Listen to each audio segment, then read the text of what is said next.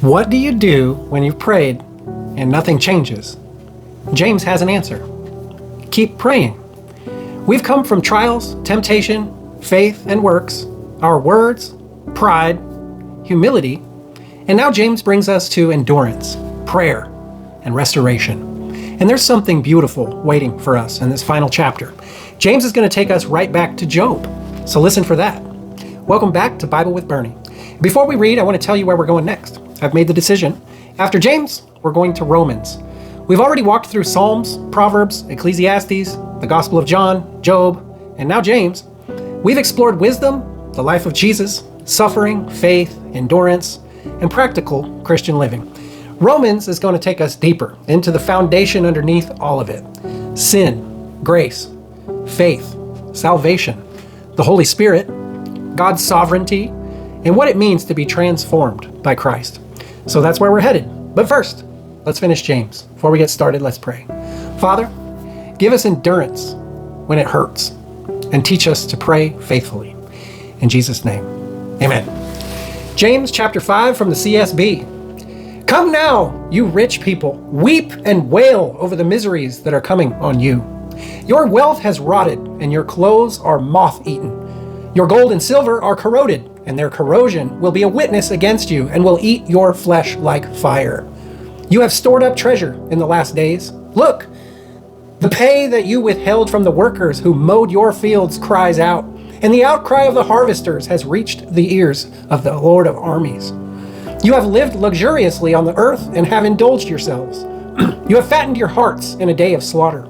You have condemned and you have murdered the righteous, who does not resist you. Therefore, brothers and sisters, be patient until the Lord's coming. See how the farmer waits for the precious fruit of the earth and is patient with it until it receives the early and late rains. You also must be patient. Strengthen your hearts, because the Lord's coming is near. Brothers and sisters, do not complain about one another, so that you will not be judged. Look, the judge stands at the door. Brothers and sisters, take the prophets who spoke in the Lord's name as an example of suffering and patience. See, we count as blessed those who have endured. You have heard of Job's endurance and have seen the outcome that the Lord brought about. The Lord is compassionate and merciful. Above all, my brothers and sisters, do not swear, either by heaven or by earth or with any other oath, but let your yes mean yes, and your no mean no, so that you won't fall under judgment. Is anyone among you suffering? He should pray. Is anyone cheerful? He should sing praises. Is anyone among you sick? He should call for the elders of the church, and they are to pray over him, anointing him with oil in the name of the Lord. The prayer of faith will save the sick person, and the Lord will raise him up. If he has committed sins, he will be forgiven. Therefore, confess your sins to one another and pray for one another, so that you may be healed. The prayer of a righteous person is very powerful in its effect. Elijah was a human being as we are, and he prayed earnestly that it would not rain, and for 3 years and 6 months it did not rain on the land. Then he prayed again, and the sky gave rain, and the land produced fruit. My brothers and sisters, if any among you strays from the truth, and someone turns him back, let that person know that whoever turns a sinner from the error of his way will save his soul from death and cover a multitude of sins. James gives us a picture of people who are suffering, and his instruction is simple. Be patient, not because suffering doesn't matter, because God is coming. James uses the example of a farmer waiting for the harvest. The farmer can't force the harvest. He plants, he works, he waits, and he trusts. Sometimes faith looks like action. Sometimes faith looks like waiting. And sometimes faith looks like continuing to pray when you don't see anything happening. Then James says something that connects directly to everything we just experienced in Job. He says, you have heard of Job's endurance and have seen the outcome that the Lord brought about. The Lord is compassionate and merciful. Think about that. We just spent 42 chapters with Job, and James tells us, remember Job. Remember his endurance. Remember that God ultimately brought about change. And remember this, the Lord is compassionate and merciful. After everything Job experienced, James doesn't want us walking away believing that God is distant or indifferent. He's reminding us that God is compassionate, God is merciful. Then James says, is anyone among you suffering? He should pray. Not understand everything, not pretend everything is fine and you'll get better. Pray. Prayer isn't pretending. Prayer is bringing reality into the presence of God. So if you're suffering, pray. If you're joyful, praise. If you're sick, pray. If you've sinned, confess. If someone has wandered away, help them back. James gives us a picture of a faith that doesn't simply sit and listen.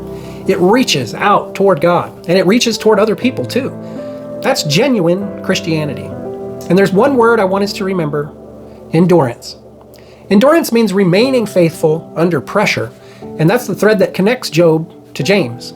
Job endured suffering. James tells us to endure. Jesus endured the cross. As Christians, we are called to keep walking when the road gets difficult. So today's takeaway would be that faith doesn't mean that you're never going to suffer. Faith means you don't stop walking toward God when you are suffering. You may not have an answer today. Pray anyway. You may still be hurting. Pray anyway. You might be waiting. Keep waiting faithfully. You may have fallen. Get back up. You may have wandered. Come home. James doesn't give us a faith that simply listens. He gives us a faith that lives. And that's where I want to leave James. Don't just hear the word. Live it. Before we go, let's pray. Father, give us endurance when life hurts, patience when we wait, courage to pray, and grace to help one another.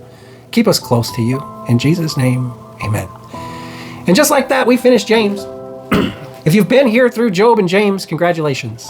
You didn't just read 2 books. You wrestled with suffering, faith, prayer, temptation, pride, endurance, and what it actually means to follow Jesus. And now we turn the page.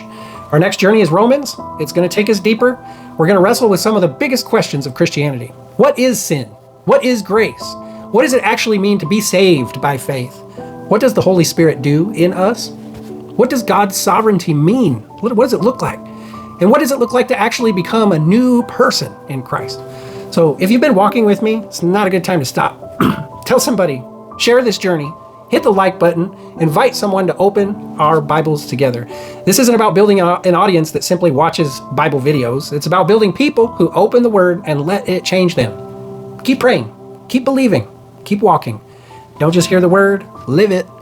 I love you. God bless you. I'll see you in the next one.